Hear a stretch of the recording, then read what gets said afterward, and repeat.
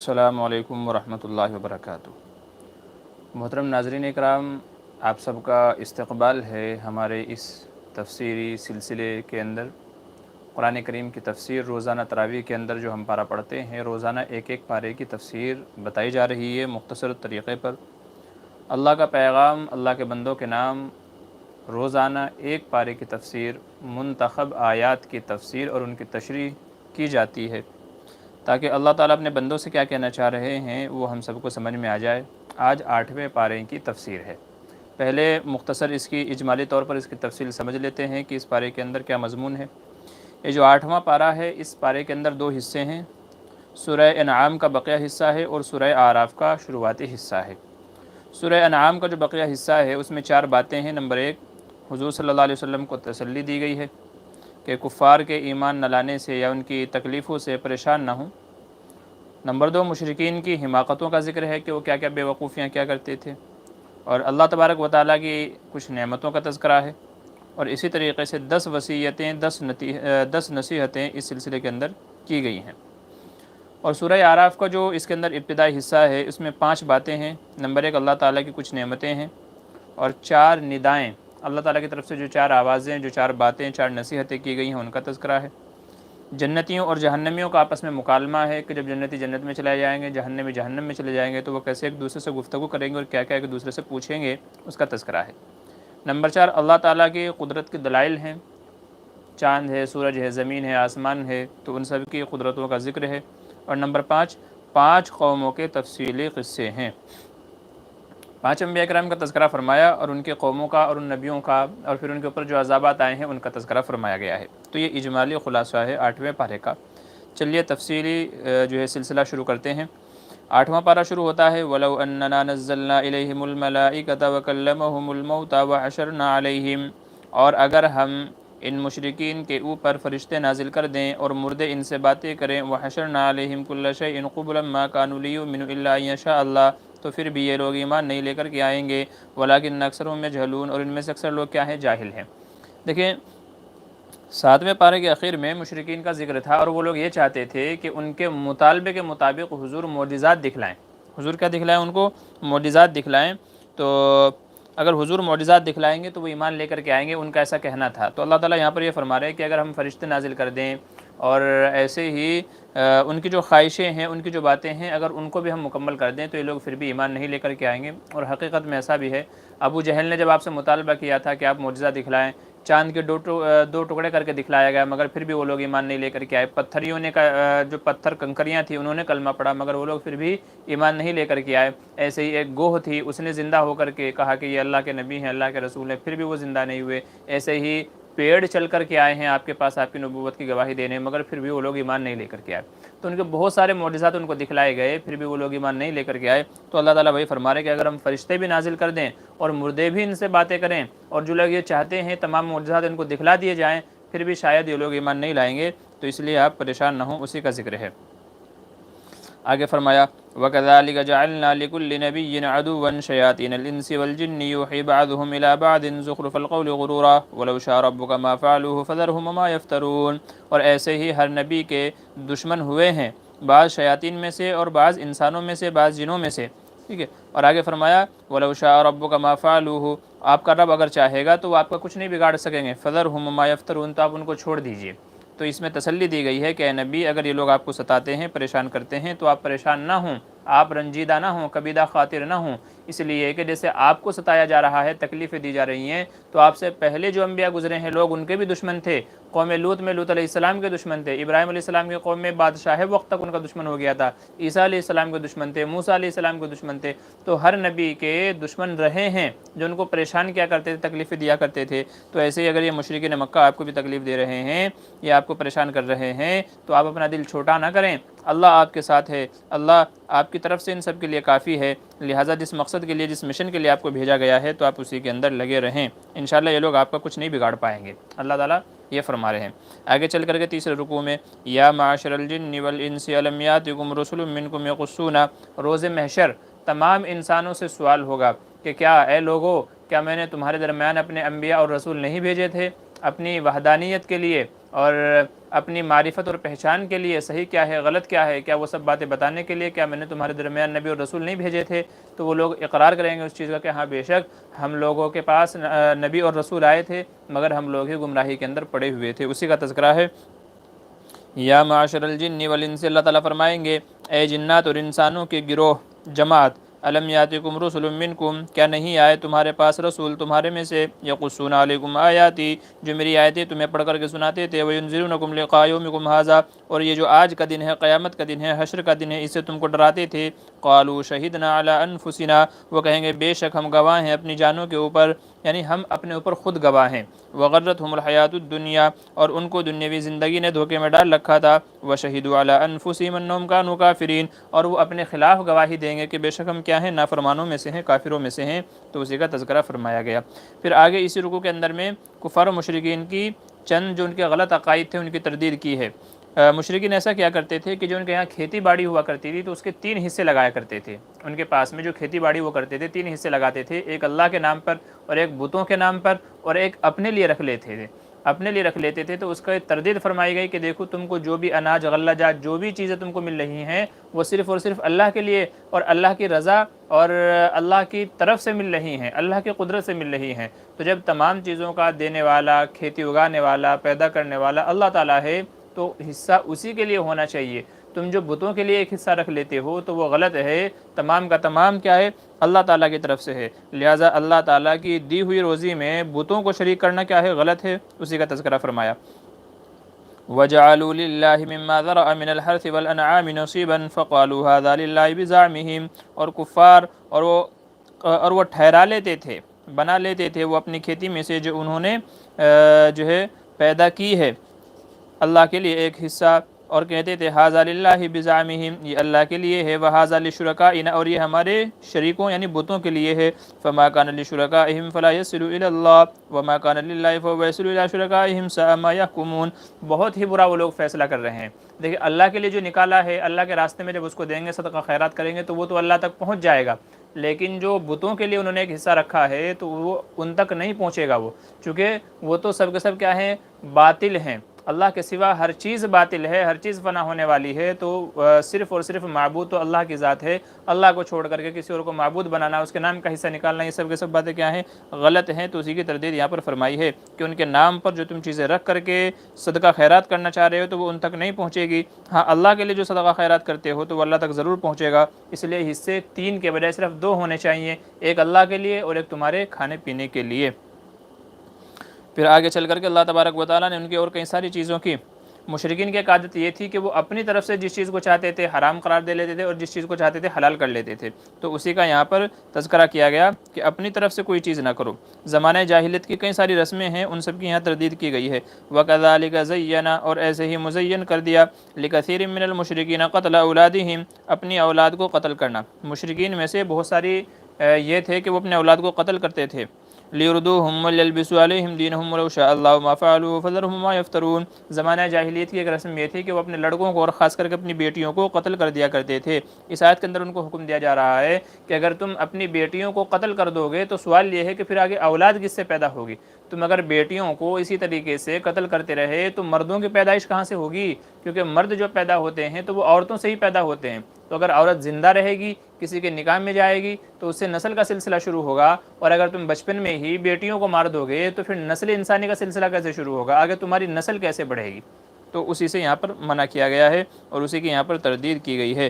پھر اللہ تعالیٰ کے کئی ساری قدرتوں کا تذکرہ ہے۔ وَهُوَ الَّذِي، اور اللہ تعالیٰ ہی وہ ہے، انشا جنات معروشات وغیر معروشات والنخل والزرع، اور ایسے ہی باغات، کھجوریں اور کھیتیاں پیدا کرتے ہیں۔ اکلہ والزیتون، زیتون، والرمان، انار، متشابہ وغیر متشابہ، کئی ساری اللہ تعالیٰ نے اپنے قدرتوں کا یہاں پر تذکرہ فرمایا ہے۔ پھر آگے حلال جانوروں کا تذکرہ ہے۔ مشرکین کی عادت یہ تھی کہ وہ کچھ جانوروں کو اپنی طرف سے حرام قرار دے لیتے تھے، کچھ کو حلال کر دیتے تھے۔ جیسا کہ کل تذکرہ کیا گیا تھا 4 جانور، صائبہ، وسیلہ، حام وغیرہ، تو یہ اس طرح کے کچھ جانور تھے کہ وہ اپنی طرف سے ان کو حلال کر لیتے تھے اور جب چاہتے تھے ان کو حرام کر لیتے تھے۔ تو اس کا تذکرہ فرمایا گیا کہ اللہ تعالیٰ نے تمام جانوروں کو حلال قرار دیا ہے۔ خاص کر 8 جانوروں کا یہاں پر تذکرہ کیا گیا ہے کہ یہ 8 جانور کیا ہیں، یہ حلال ہیں۔ لہٰذا ان میں سے کسی کو اپنی طرف سے حلال کر لینا اور کسی کو حرام کر دینا یہ جائز نہیں ہے، بلکہ حلال و حرام کا جو اختیار ہے وہ صرف اور صرف اللہ تعالیٰ کو ہے۔ اللہ تعالیٰ کے علاوہ کسی اور کو یہ اختیار نہیں ہے کہ وہ کسی چیز کو حرام قرار دے یا کسی چیز کو حلال قرار دے۔ اسی کا تذکرہ ہے ثمانیۃ ازواج من الضأن اثنین ومن الماعز اثنین، بھیڑ بکری، تو بھیڑ بکریوں میں سے دو دو، قل اذکرین حرم ام الانثیین اما اشتملت علیہ ارحام الانثیین، اور ان سے یہ کہا جا رہا ہے کہ جو تم اپنی طرف سے کسی جانور کو حرام کر رہے ہو حالانکہ وہ حرام نہیں ہے، تو کیا تم اس وقت موجود تھے جب اللہ ان کو حرام کر رہا تھا؟ جب اللہ ان کو حلال و حلال کر رہا تھا تو کیا تم اس وقت موجود تھے؟ نہیں نا، تم نہیں تھے جب، اور تم کو پتہ بھی نہیں ہے کہ حلال کیا ہے حرام کیا ہے، تو پھر تم کیوں اپنی طرف سے کسی کو حلال اور کسی کو حرام قرار دے رہے ہو؟ نبئونی بعلم ان کنتم صادقین، سچی سچی بتاؤ اگر کہ تم کو ان باتوں کی خبر ہے یا نہیں، سچ بتانا۔ ومن الابل اثنین ومن البقر اثنین، ایسے ہی ابل اونٹ میں سے، بقر گایوں میں سے، تو دو بھیڑ یعنی نر اور مادہ، مذکر و مؤنث، نر اور مادہ، دو بھیڑ، دو بکری، اور ایسے ہی دو بھینس وغیرہ، اور گائے بھینس وغیرہ، اور دو اونٹ وغیرہ، یعنی مذکر و مؤنث، تو اس طریقے سے یہ کل 8 ہو جاتے ہیں۔ جوڑی جوڑی ملائیں گے تو 4 جوڑی، اور ان کا جو ڈبل کریں گے تو وہ کتنا ہو جاتا ہے؟ 8 ہو جاتا ہے۔ تو انہیں کا تذکرہ ہے کہ اللہ تعالیٰ کی طرف سے 8 حلال جانور ہیں، لہٰذا ان میں سے کسی کو اپنی طرف سے تم حرام قرار دے دیتے ہو تو یہ جائز نہیں ہے، تو اپنی طرف سے حرام قرار دے دینا جائز نہیں ہے، اسی کا تذکرہ ہے۔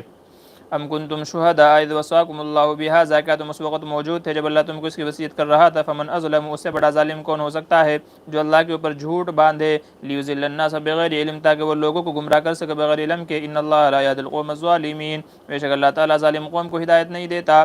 تو یہ ظلم نہ کرو کہ اپنی طرف سے حلال کر لو اور اپنی طرف سے حرام قرار دے لو، اسی کا تذکرہ ہے۔ پھر آگے چل کر کے 6 رکوع کے اندر دین کا خلاصہ بیان کیا گیا، دین کا خلاصہ، اور تقریباً 10 احکام، 10 چیزوں کو یہاں پر بیان کیا گیا ہے۔ دیکھیں دین کا خلاصہ ہے امر و نواہی، امر بالمعروف اور نہی عن المنکر، یعنی اچھی باتوں کا حکم دینا، بری باتوں سے روکنا۔ تو امر اور نواہی، امر کا مطلب یہ ہے وہ باتیں جن کے مطابق عمل کیا جائے گا، اور نواہی کا مطلب یہ ہے وہ چیزیں کہ جن سے ہم کو بچنے کا حکم دیا گیا ہے۔ تو یہی دین کا خلاصہ ہے، اچھی باتوں پر عمل کرنا، بری باتوں سے رکنا، یہی دین کا خلاصہ ہے۔ تو یہاں پر ایسی 10 چیزوں کو بتایا گیا ہے جن کے اندر کفار و مشرکین مبتلا تھے، کفار و مشرکین جن کے اندر مبتلا تھے، تو ایسی 10 باتوں کا تذکرہ کیا گیا ہے، اور ان سے منع کیا گیا ہے کہ یہ تمام چیزیں کیا ہیں؟ حرام ہیں، تو ان سے تم کو بچنا ہے۔ اللہ تعالیٰ فرما رہے قل تعالوا، اے نبی آپ کہہ دیجئے آؤ، اتلو ما حرم ربکم، میں تمہارے اوپر پڑھتا ہوں وہ تمام باتیں، میں تم کو سناتا ہوں، بتاتا ہوں وہ باتیں جن کو حرام قرار دیا ہے تمہارے رب نے تمہارے اوپر۔ کیا ہے؟ اللہ تشرکوا بہ شیئا، اللہ کے ساتھ کسی کو شریک نہ کرو، وبالوالدین احسانا، والدین کے ساتھ احسان کا معاملہ کرو، والدین کے ساتھ اچھا معاملہ کرو، ولا تقتلوا اولادکم من املاق، تنگی کے ڈر سے اپنی اولاد کو قتل نہ کرو۔ دیکھیں پہلے زمانے میں لوگ زندہ درگور کر دیا کرتے تھے، زندہ درگور کر دیا کرتے تھے یہ سوچ کر کے کہ ان کو کھلائیں گے پلائیں گے کہاں سے۔ آج مسئلہ کیا ہو گیا ہے کہ لوگ کیا کہتے ہیں اس کو، ایبورشن کرا دیتے ہیں۔ اگر کسی کے یہاں 2 بچے ہیں 3 بچے ہیں اور آگے بچہ ٹھہر گیا تو وہ ایبورشن کرا دیتے ہیں، یعنی پیٹ کے اندر ہی بچوں کو گروا دیتے ہیں، پیٹ کی صفائی کرا دیتے ہیں۔ یاد رکھیے علماء نے اس کو بھی حرام قرار دیا ہے، بلا شرعی عذر کے 4 مہینے سے پہلے بچے کا ایبورشن کرانا، بچے کو گروا دینا، صرف اس نیت سے ابھی تو 2 بچے ہیں 3 بچے ہیں اور بچے پیدا نہیں کریں گے، بچے پیدا ہو گئے تو ان کا کھانے پینے کا یہ سب چیزیں کہاں سے ہوں گی، تو علماء نے اس کو بھی حرام قرار دیا ہے۔ بہرحال ایبورشن کا جو مسئلہ ہے بڑا کریٹیکل مسئلہ ہے، کسی عالم سے بیٹھ کر کے اگر کچھ اس طرح کی ضرورت پیش آتی ہے، کوئی مسئلہ ہوتا ہے تو ان سے پوچھ لیا جائے، باقی نہیں تو جب اللہ آپ کو اولاد دے رہا ہے تو اولاد لے لینی چاہیے، ایبورشن کرانا اس طریقے سے اس کی اجازت نہیں ہے۔ تو تیسرا گناہ بتایا گیا، ولا تقتلوا اولادکم من املاق، قتل نہ کرو، ولا تقربوا الفواحش ما ظهر منها وما بطن، ایسے ہی حرام کاری اور بدکاری کے قریب نہ جاؤ، اس کا تذکرہ کیا گیا۔ آگے فرمایا گیا ولا تقتلوا النفس التي حرم الله الا بالحق، کسی جان کو قتل نہ کرو جس کو اللہ تعالیٰ نے حرام کر دیا ہے، جس کا خون بہانا حرام ہے، جس کو قتل کرنا حرام ہے، تو اس کو کیا نہ کرو؟ قتل نہ کرو۔ ذالکم وصاکم بہ لعلکم تعقلون، اللہ تعالیٰ ان باتوں کی تم کو وصیت کرتا ہے تاکہ تم سمجھ جاؤ۔ اور ایسے ہی نمبر 6 ولا تقربوا مال الیتیم، یتیم کے مال کے قریب نہ جاؤ، یعنی یتیم کا مال نہ کھاؤ۔ یتیم پہلے ایسا ہوتا تھا کہ کسی بچوں کے ماں باپ کا انتقال ہو گیا ہے تو ان کا جو تایا چچا ہوتا تھا وہ اس کی کفالت میں آ جاتے تھے، اور ان کے پاس جو مال وغیرہ ہوتا تھا تو وہ اس کو پورا جو ہے ہڑپ کر جاتا تھا، ہضم کر جاتا تھا، تو اس سے منع کیا گیا کہ دیکھیں یتیم ہے تو اس کے ساتھ پیار و محبت سے پیش آؤ، شفقت سے پیش آؤ، یہ نہیں کہ اس کے مال کو خود ہی ہڑپ کر جاؤ، ہضم کر جاؤ، تو اس سے منع کیا گیا۔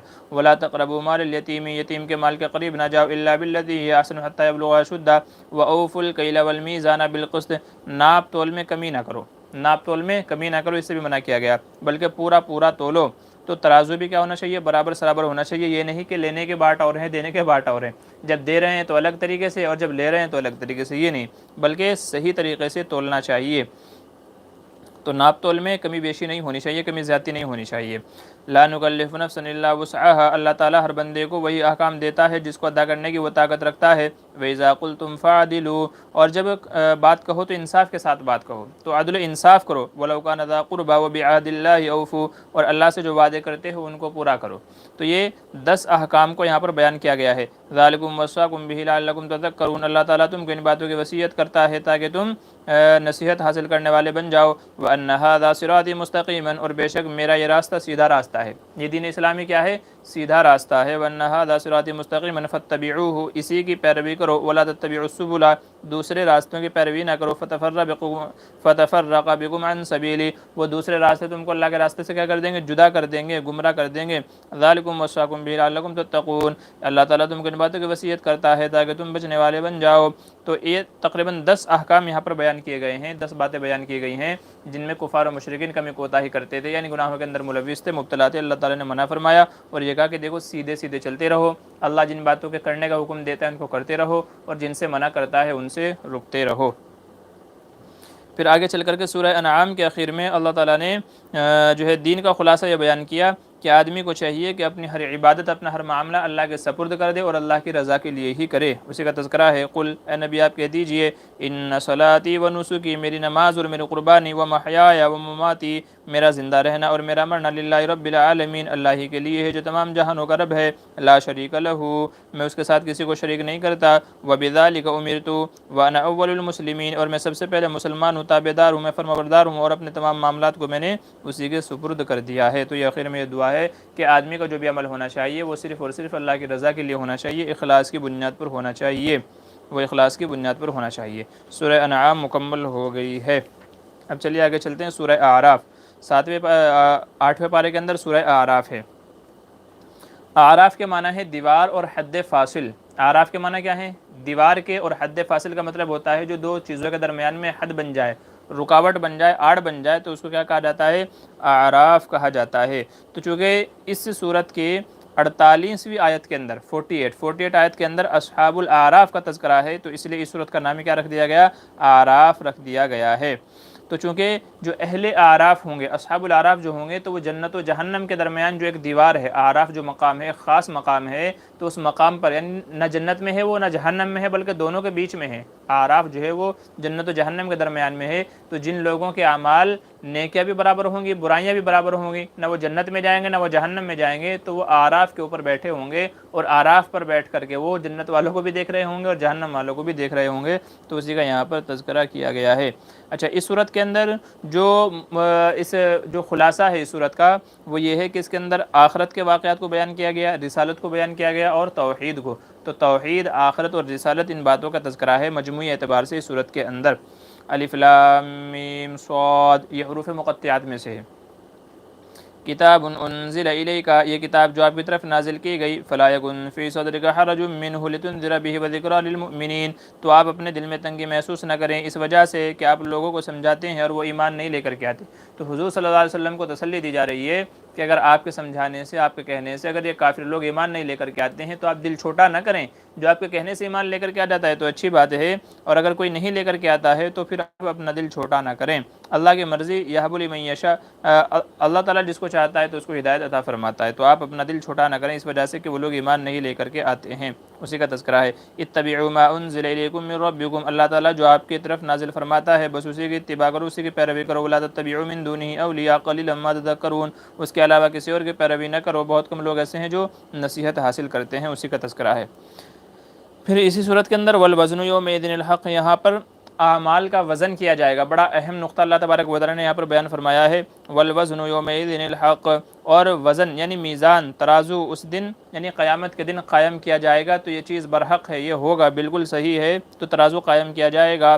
فمن ثقلت موازینہ، تو جس کے اعمال کیا ہو جائیں گے، بھاری ہو جائیں گے، فاولئک هم المفلحون، تو یہی لوگ کامیاب ہیں۔ ومن خفت موازینہ، اور جس کے اعمال نامے جو ہے کم پڑ جائیں، ہلکے ہو جائیں، فاولئک الذین خسروا انفسهم بما كانوا بآیاتنا یظلمون، تو یہی لوگ کیا ہیں، خسارے والے ہیں، نقصان والے ہیں، یہی وہ لوگ ہیں جنہوں نے اپنے اوپر ظلم کیا ہوا ہے۔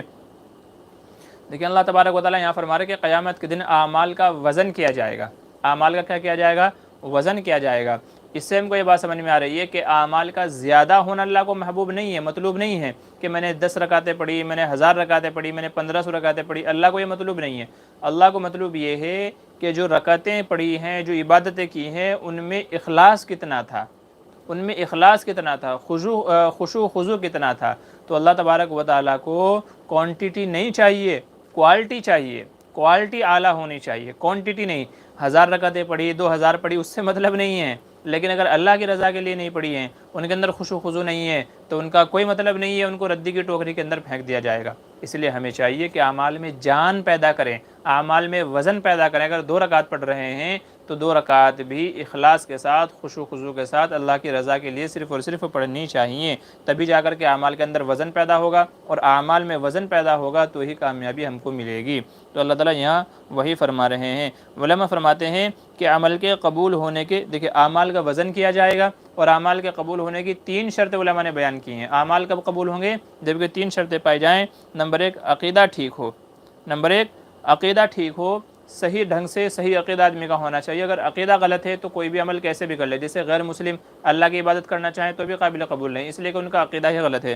نمبر 2 ارادہ ٹھیک ہو، آدمی جو عبادت کر رہا ہے وہ اللہ کی رضا کے لیے ہونی چاہیے، یہ نہیں لوگوں کو دکھلانے کے لیے، ریاکاری کے لیے، نام وری کے لیے، شہرت کے لیے، تو ارادہ بھی ٹھیک ہونا چاہیے۔ اگر جو ہے ارادہ غلط ہو جاتا ہے، اگر ارادہ غلط ہو جاتا ہے، اس کے اندر ریاکاری، شہرت آ جاتی ہے، تو وہ بھی عمل مردود ہے۔ اور نمبر 3 ہے کہ طریقہ بھی ٹھیک ہو، تو اگر طریقہ غلط ہوگا تو پھر بھی وہ عمل قابل قبول نہیں ہوگا۔ تو آدمی کا عقیدہ بھی صحیح ہونا چاہیے، ارادہ بھی صحیح ہونا چاہیے، اور طریقہ بھی صحیح ہونا چاہیے۔ تو عمل کے مقبول ہونے کے لیے یہ 3 شرائط ہیں، اگر تینوں میں سے ایک بھی نہیں پائی جائے گی تو عمل مقبول نہیں ہوگا، اور اگر عمل مقبول نہیں ہوگا تو وہ آخرت میں ترازو میں نہیں رکھا جائے گا، وہ ہمارے کسی کام نہیں آئے گا۔ تو اس لیے کوئی بھی عمل کرنے سے پہلے ان تینوں باتوں پر آدمی دھیان دے لے، توجہ دے لے، تاکہ ہمارا عمل اللہ کے یہاں قابل قبول ہو جائے۔ تو اسی کا ذکر ہے یہاں پر کہ اللہ تعالیٰ کو اعمال میں وزن مطلوب ہے، جس کے اعمال جتنے وزنی ہوں گے، جتنے پیور ہوں گے، اخلاص والے ہوں گے، اتنے ہی زیادہ اس کا ترازو جھک جائے گا، اور جس کا ترازو اٹھ گیا، جس کے نامہ اعمال ہلکے پڑ گئے، تو وہ کیا ہے، خسارے والوں میں سے، نقصان والوں میں سے ہے۔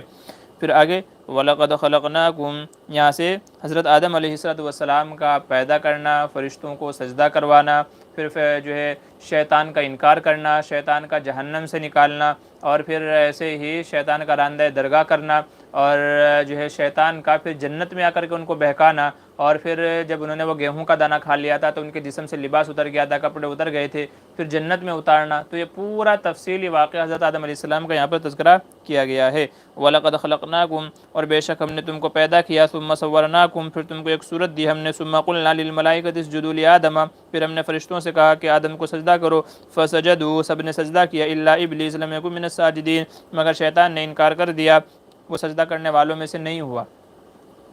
قال ما منعك الا تسجد اذ امرتك، تو اللہ تعالیٰ نے فرمایا شیطان سے، جب میں نے تجھے حکم دیا تھا سجدہ کرنے کا تو کس چیز نے تجھ کو روکا؟ قال انا خیر من، شیطان نے کہا کہ میں آدم سے بہتر ہوں، خلقتنی من نار، آپ نے مجھے آگ سے پیدا کیا، وخلقته من طین، اور اس کو مٹی سے پیدا کیا۔ قال فاهبط منها، اللہ تعالیٰ نے فرمایا نکل جا یہاں سے، فما يكون لك ان تتكبر فيها، تیرے لائق ہی نہیں ہے کہ تو تکبر کرے، فاخرج انك من الصاغرین، نکل جا یہاں سے، تو ذلیل ہے، تو ذلیل ہے۔ قال انظرنی، شیطان نے کہا اے میرے مالک مجھے مہلت دے دے، قیامت تک، الی یوم یبعثون، قیامت تک کہ مجھے مہلت دے دے، یعنی زندگی دے دے۔ قال انک من المنظرین، اللہ تعالیٰ نے فرمایا جا تجھے مہلت دی گئی، جا تجھے مہلت دی گئی۔ قال فبما اغویتنی لاقعدن لهم صراطک المستقیم، شیطان نے کہا کہ چونکہ آپ نے مجھے راندہ درگاہ کر دیا، اپنے یہاں سے نکال دیا، تو اب میں بھی تیرے بندوں کو سیدھے راستے سے بھٹکاتا رہوں گا۔ ثم لآتینہم من بین ایدیہم، میں ان کے سامنے سے آؤں گا، ومن خلفہم، پیچھے سے آؤں گا، وعن ایمانہم، دائیں طرف سے آؤں گا، وعن شمائلہم،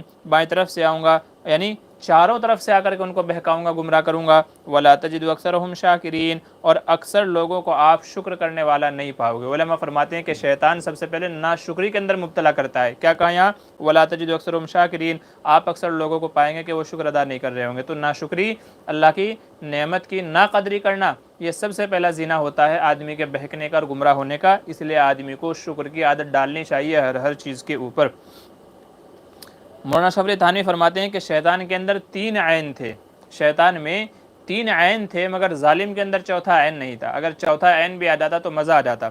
3 ऐन उसके अंदर क्या थे, आलिम था, बहुत बड़ा आलिम था, इतना बड़ा आलिम था कि मुअल्लिमुल मलाइका यानी मलाइका का उस्ताद कहलाया। तो आलिम था, बहुत बड़ा आलिम था। आबिद था, आबिद यानी इबादत गुजार इतना बड़ा था। बाज़ रिवायतों में यह आता है, बाज़ सहाबा से मनक़ूल है कि रुए ज़मीन पर कोई जगह ऐसी नहीं है कि जहाँ उसने सजदा ना किया हो, जहाँ उसने इबादत ना की हो। तो इतना बड़ा इबादत गुजार था। और ऐसे ही आरिफ, आरिफ भी बड़ा गज़ब का था। आरिफ का मतलब ये है किसी के हाव भाव को पहचान करके मामला करना, समझदार होशियार, आरिफ उसको कहा जाता है। आरिफ और होशियार इतना था कि जब अल्लाह ने कहा निकल जाए यहाँ से, दूर हो जाए यहाँ से, तो उस वक़्त भी उसको अकल और होशियारी ये थी कि यह मौका ऐसा है कि मैं मांग लूँ, मेरी दुआ रद्द नहीं की जाएगी। तो उसने क्या मांगा, या अल्लाह क़यामत तक मुझे मोहलत दे दे, मुझे मरने तक यानी क़यामत तक की ज़िंदगी, मेरी ज़िंदगी इतनी लंबी हो, क़यामत तक हो, क़यामत तक की ज़िंदगी मांग ली उसने। इतना बड़ा होशियार था।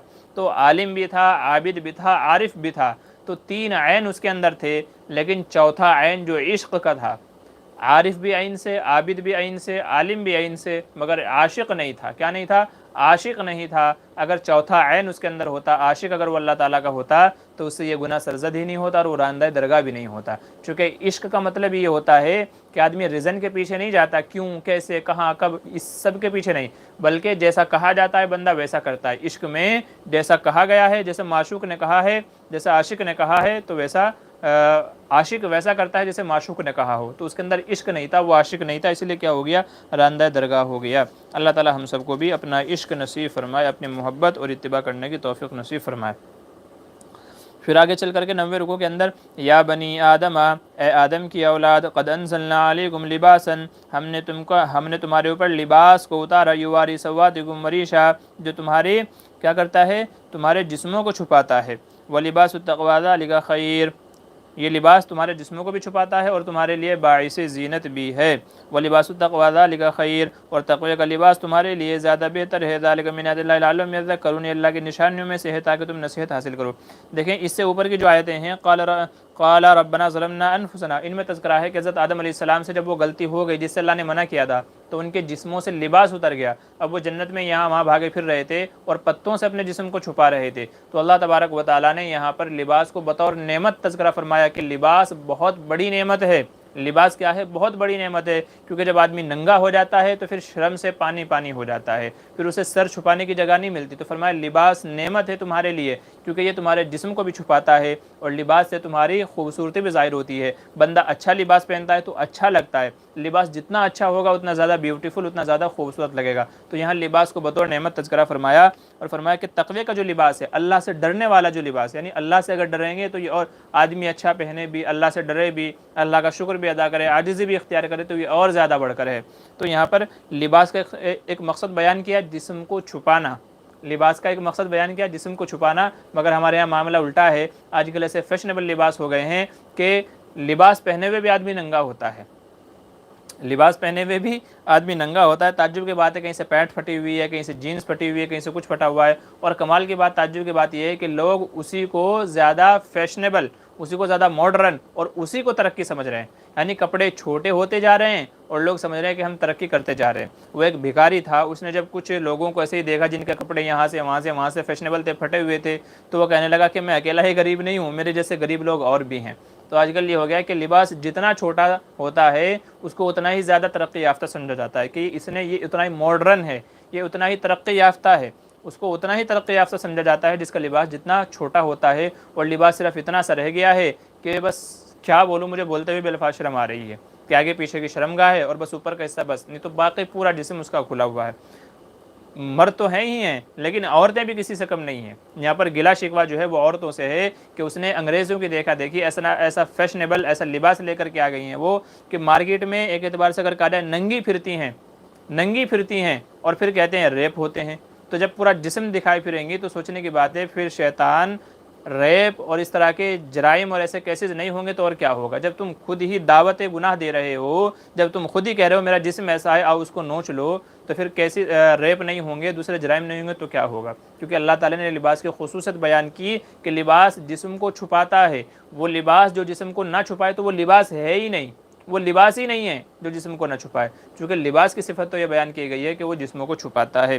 تعجب کی بات ہے، لوگ ماڈرن ہوتے جا رہے ہیں اور چھوٹے سے چھوٹے لباس کرتے جا رہے ہیں، یہاں تک کہ ایسا مسئلہ ہو گیا کہ اگر ان کو بیٹھنا پڑ جائے چیئر کے اوپر تو وہ تلاش کرتے ہیں، پریشان پھرتے ہیں کہ اب میں بیٹھوں کیسے، چونکہ بیٹھنے کی صورت میں جو شرمگاہ ہے اس کے ظاہر ہونے کا، دکھنے کا خطرہ ہوتا ہے۔ اللہ معاف فرمائے، اتنے چھوٹے چھوٹے لباس ہو گئے ہیں، اللہ عقل سلیم دے۔ اور اس کے اوپر غضب بالا غضب یہ ہے کہ چھوٹی چھوٹی بچیوں کو بھی ایسے ہی ویسٹرن ڈریسز پہنائے جا رہے ہیں، چھوٹی چھوٹی بچیوں کو بھی ایسے کپڑے پہنائے جا رہے ہیں، اور کہتے یوں ہے کہ یہ تو بچی ہے۔ سوچنے کی بات یہ ہے کہ اگر آج بچی کو چھوٹے چھوٹے کپڑے پہنانے کی عادت ڈال دی تو بڑی ہو کر کے وہ کیسے برقع پہنے گی؟ اس کو برقع پھر کیا لگے گی؟ قید لگے گی، عذاب لگے گی، اس کا دم گھٹے گا برقعے کے اندر۔ کیوں؟ کیونکہ بچپن سے تو آپ اس کو چھوٹے چھوٹے کپڑے پہناتے آ رہے ہیں، یہ سوچ کر کے بچی ہے بچی ہے، تو یہ بچی ہی تو بڑی ہونی ہے۔ جب بچی کی سوچ آپ نے ویسی بنا دی چھوٹے کپڑے پہننے والی تو بچی تو بڑی ہو جائے گی مگر اس کی سوچ بڑی نہیں ہوگی۔ اس لیے بچی کو اسلامی ڈریسز پہنائیں، لباس پہنائیں اسلامی، اور اس کے وقت اور اس کی عزت دل کے اندر بیٹھائیں۔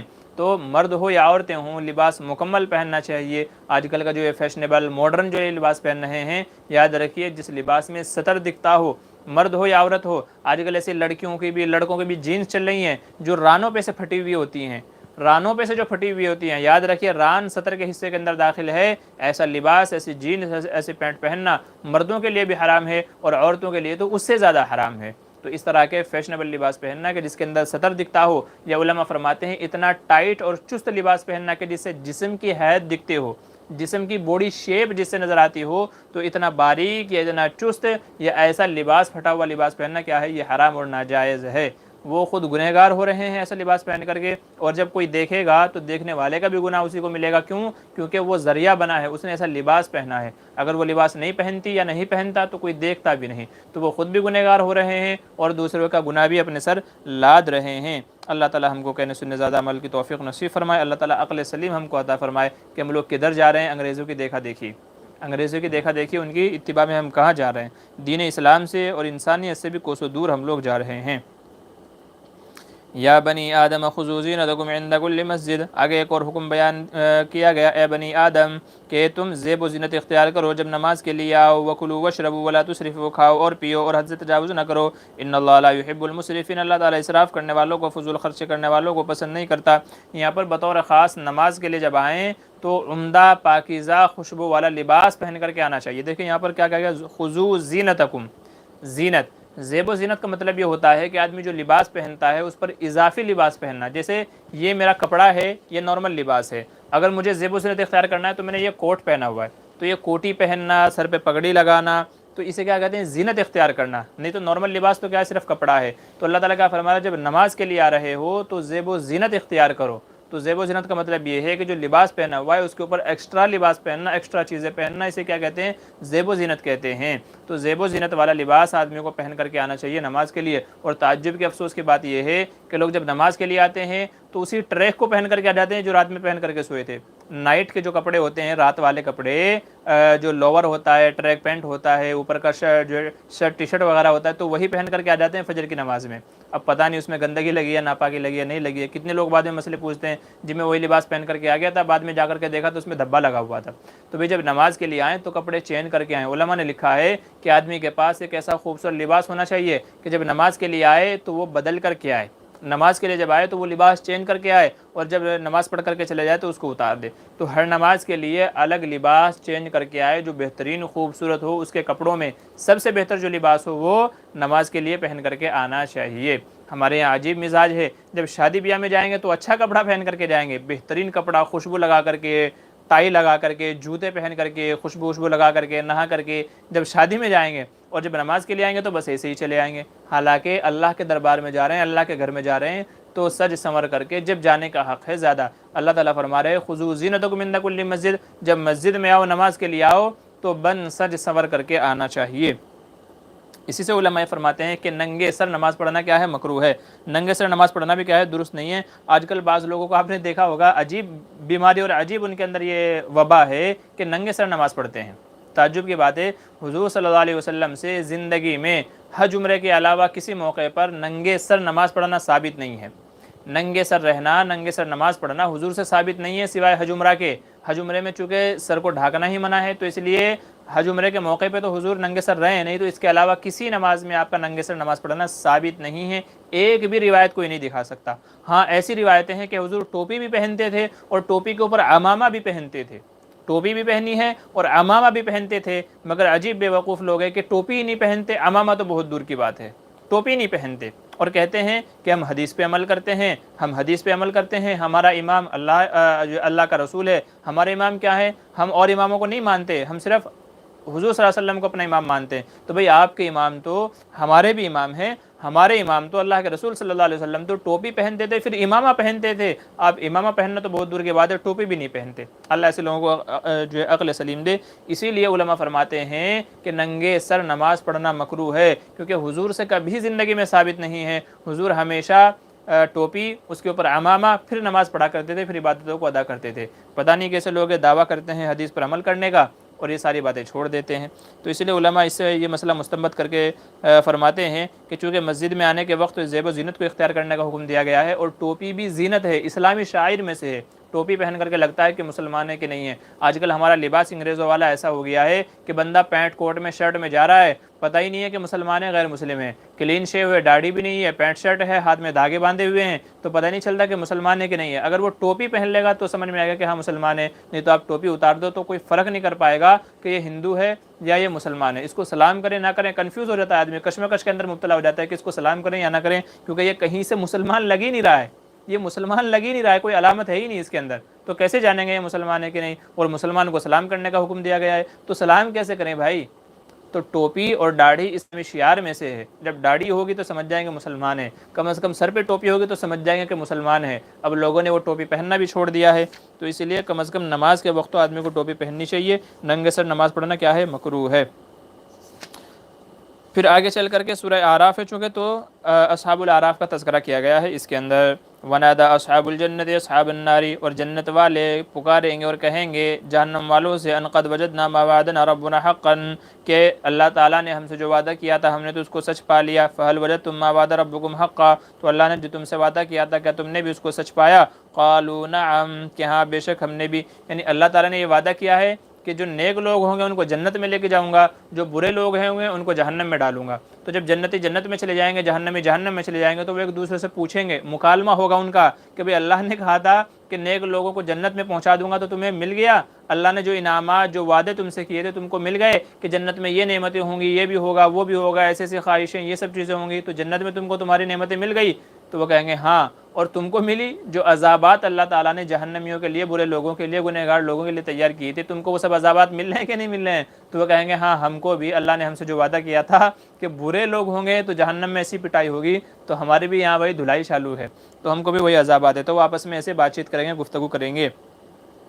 وَبَيْنَهُمَا حجاب، جنت اور جہنم کے درمیان کیا ہوگی؟ ایک رکاوٹ ہوگی، ایک آڑ ہوگی، بیچ میں کیا ہوگی؟ چین کی دیوار ہوگی، ایک بیچ میں ایک رکاوٹ ہوگی۔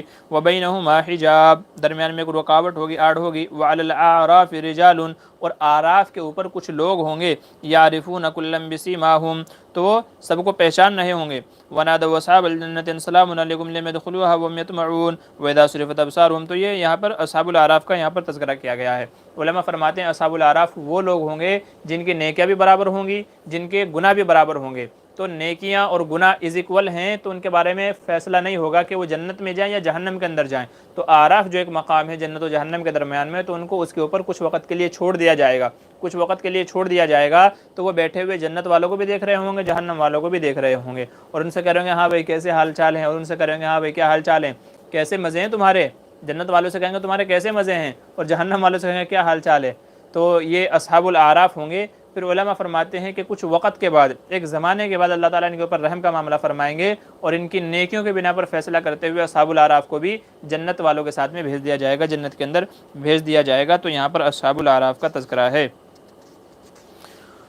ہاں پھر آگے چلیے، اس کے اندر اللہ تبارک و تعالیٰ کی چند قدرتوں کا تذکرہ ہے۔ ان ربکم اللہ الذی، کہ بے شک تمہارا رب وہ ہے، خلق السماوات والارض فی ستۃ ایام، جس نے آسمان و زمین کو 7 دن میں 6 دن میں پیدا کیا، 6 دن میں پیدا کیا۔ ثم استوى علی العرش، پھر عرش کے اوپر مستوی ہو گیا۔ اور یغشی اللیل النہار، رات کو ڈھانپتا ہے دن سے، یطلبہ حثیثا والشمس والقمر والنجوم مسخرات بامرہ، الا لہ الخلق والامر تبارک اللہ رب العالمین۔ تو یہ زمین و آسمان، چاند، سورج، ستارے سب اسی کے حکم کے تابع ہیں۔ تو اس کی قدرت کو بیان کیا گیا کہ دیکھنے والا اللہ کی یہ قدرتیں، یہ انعامات دے کر کے بھی کیا لا سکتا ہے؟ ایمان لا سکتا ہے۔ تو ایمان والا اگر چاہے، ایمان لانے والا چاہے تو اللہ کی ان قدرتوں میں غور و فکر کر کے ایمان لا سکتا ہے۔ تو اسی کا یہاں پر تذکرہ کیا گیا ہے۔ پھر اس پارے کے اخیر میں 5 انبیاء اور ان کی قوموں کا تذکرہ ہے، 5 انبیاء اور ان کی قوموں کا تذکرہ ہے اور ان کے جرائم کا تذکرہ ہے۔ لقد ارسلنا نوحا الی قومہ، بے شک ہم نے بھیجا نوح علیہ السلام کو ان کی قوم کی طرف، فقال یا قوم اعبدوا اللہ، انہوں نے کہا اے میری قوم اللہ کی عبادت کرو، ما لکم من الہ غیرہ، اس کے سوا کوئی معبود نہیں ہے، انی اخاف علیکم عذاب یوم عظیم، بے شک میں تمہارے اوپر ڈرتا ہوں ایک بڑے دن کے عذاب سے۔ یہاں پر علماء فرماتے ہیں کہ 5 انبیاء کا تذکرہ ہے اور پانچوں میں جو بات سملر ہے، وہ نمبر 1 تو یہ ہے کہ سب نے توحید کی دعوت دی، ایمان کی دعوت دی کہ اللہ کو رب مانو، تمہارا رب صرف اور صرف اللہ ہے، تمہارا معبود صرف ایک ہی ہے، اللہ ہے۔ تو پانچوں کے پانچوں نے اسی چیز کی دعوت دی اور یہ کہا کہ اللہ کی نافرمانی نہ کرو، اگر نافرمانی کرو گے تو پھر تمہارے اوپر عذاب آئے گا، تمہارے اوپر عذاب آئے گا۔ اور پھر جب انہوں نے نہیں مانا، نبی کی بات کو نہیں مانا، توحید نہیں کیا اور ایمان نہیں لے کر کے آئے، اللہ کے وحدانیت کو نہیں پہچانا، تو اللہ تعالیٰ نے ان کے اوپر عذاب نازل فرمایا۔ اور دوسرے کیا ہے، اس کے اندر تسلی ہے حضور صلی اللہ علیہ وسلم کو کہ دیکھو آپ سے پہلے یہ انبیاء گزرے، انہوں نے بھی اپنے قوم کو سمجھایا مگر ان کے قوم نے نہیں مانا، نتیجہ کیا ہوا کہ ہم نے قوم کو ہلاک کر دیا، عذاب کے اندر مبتلا کر دیا اور نبی کو محفوظ رکھا۔ تو آپ بھی محفوظ رہیں گے، آپ کو ڈرنے کی ضرورت نہیں ہے۔ جیسے یہ لوگ آپ کو پریشان کر رہے ہیں، تو اس سے پہلے انبیاء نے بھی، اس سے پہلے قوموں نے بھی اپنے انبیاء کو پریشان کیا ہے، تو آپ کو گھبرانے کی، ڈرنے کی ضرورت نہیں ہے۔ تو یہاں پر نوح علیہ السلام کا تذکرہ ہے۔ وَإِلَىٰ عَادٍ أَخَاهُمْ هُودًا، اور ہود علیہ السلام کو ان کی قوم عاد کی طرف بھیجا، قال یا قوم اعبدوا اللہ، سب نے وہی کہا اے میری قوم اللہ کی عبادت کرو، اس کے سوا تمہارا کوئی معبود نہیں ہے۔ نمبر 2، نمبر 3، وَإِلَىٰ ثَمُودَ أَخَاهُمْ صَالِحًا، اور ایسے ہی صالح علیہ السلام کو بھیجا قوم سمود کی طرف، قال یا قوم اعبدوا اللہ ما لکم من الہ غیرہ، اللہ کے سوا کوئی معبود نہیں ہے، قد جاءتکم بینۃ من ربکم، میں تمہارے پاس تمہارے رب کی طرف سے نشانیاں لے کر کے آیا ہوں، ھذہ ناقۃ اللہ، یہ اللہ کی اونٹنی ہے، تمہارے لیے نشانی ہے، فذروھا، اس کو چھوڑ دو، تاکل فی ارض اللہ، یہ اللہ کے زمین میں سے کھائے گی، ولا تمسوھا بسوء، اور اس کو چھونا نہیں بری نیت سے، فیاخذکم عذاب علیم، تم کو دردناک عذاب کیا کرے گا؟ آپ پکڑ لے گا۔ تو یہ اس کا تذکرہ ہے حضرت صالح علیہ السلام کا اور ان کی اونٹنی کا، جو ان کے مطالبے پر انہوں نے کہا تھا کہ آپ اس پتھر سے اگر گیابھن اونٹنی نکال کر کے دکھا دیں گے تو ہم آپ پر ایمان لے آئیں گے، اس پتھر سے، اس پہاڑ سے گیابھن اونٹنی اگر آپ نکال کر کے دکھا دیں تو ہم سمجھ لیں گے آپ اللہ کے نبی ہیں، آپ پر ایمان لے آئیں گے۔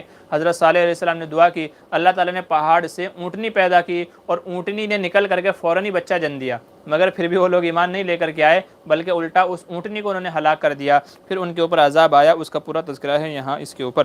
وَلُوطًا إِذْ قَالَ لِقَوْمِهِ، اور لوط علیہ السلام کا تذکرہ ہے، ان کے اندر جو برائی تھی مردوں کی، مردوں سے برائی، میں نے 2 دن پہلے اس کے تعلق سے بڑی تفصیلی بات کی تھی۔ تو لوط علیہ السلام اور ان کی قوم کا تذکرہ ہے۔ انکم لتاتون الرجال، کہ تم مردوں سے شہوت پوری کرتے ہو عورتوں کو چھوڑ کر کے، بل انتم قوم مسرفون، بڑے ہی تم ظالم قوم ہو۔ 4 ہو گئے۔ وإلی مدین اخاہم شعیبا، اور مدین کی طرف، اہل مدین کی طرف حضرت شعیب علیہ السلام کو بھیجا، قال یا قوم اعبدوا اللہ ما لکم من الہ غیرہ، کہ میں تم کو اللہ کی عبادت کی طرف دعوت دیتا ہوں، اس کے سوا کوئی معبود نہیں ہے، قد جاءتکم بینۃ من ربکم، میں تمہارے لیے نشانیاں لایا ہوں تمہارے رب کی طرف سے، فاوفوا الکیل والمیزان، ناپ تول میں کیا کرو؟ پورتی کرو، ولا تبخسوا الناس اشیاءهم ولا تفسدوا فی الارض بعد اصلاحها، لوگوں کی چیزوں میں کمی کوتاہی نہ کرو اور زمین میں فساد نہ کرو، ذالکم خیر لکم ان کنتم مؤمنین۔ حضرت شعیب علیہ السلام کی قوم میں جو برائی تھی وہ نمبر 1، ناپ تول میں کمی کرتے تھے، وزن برابر نہیں تولتے تھے، لینے کے بعد اور تھے، دینے کے بعد اور تھے، تو وزن ناپ تول میں کمی تھی، اور زمین میں فساد پھیلاتے تھے، لوگوں کو اللہ کے راستے سے روکتے تھے، یہ ان کے قوم کے اندر برائی تھی۔ حضرت لوط علیہ السلام کی قوم کے اندر برائی یہ تھی کہ وہ عورتوں کو چھوڑ کر کے مردوں سے بدفعلی کرتے تھے، مرد سے بدفعلی کیا کرتا تھا، تو ان کی قوم کے اندر یہ برائی تھی۔